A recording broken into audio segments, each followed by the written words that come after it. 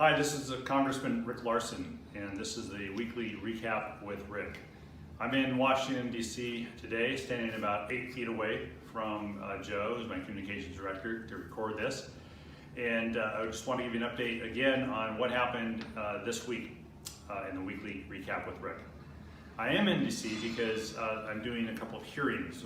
We had a hearing earlier this week looking at the role that transportation workers are playing in during this COVID-19 pandemic, and what we can do to ensure that transportation workers have a safe workplace and their health is taken care of as well. That hearing's up online at the website of the Committee on Transportation Infrastructure, and you can check it out there.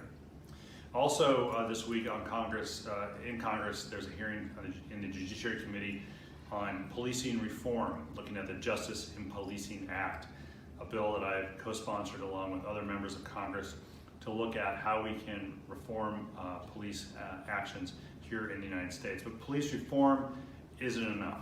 We do need to get at the roots of systemic racism in this country and ensuring that we finally do get to, racial justice.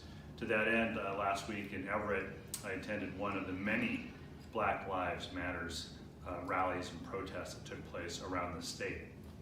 And I just want to give a shout out to the organizers of that event last week for doing a great job, and to the protesters for their peaceful demonstration with a very strong message.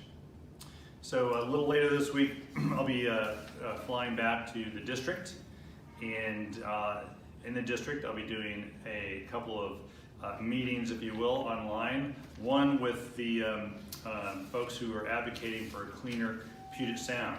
And so it's Puget Sound Day on the Hill, on the virtual Hill, and I'll be discussing with local leaders how we can do a better job of making Puget Sound cleaner along into the future. That has to do with some of the budget decisions we make here in DC. And I'll finish up on transportation because last week we in Congress introduced the Invest in America Act. The result of about $7 billion of investment over the next 5 years to Washington State's infrastructure and transportation network for roads, bridges, highways, and transit. It also finally helps us turn the corner to make sure our transportation and infrastructure is cleaner and greener and built to last. So that's this week's recap with Rick, and maybe see you this weekend online. Talk to you later.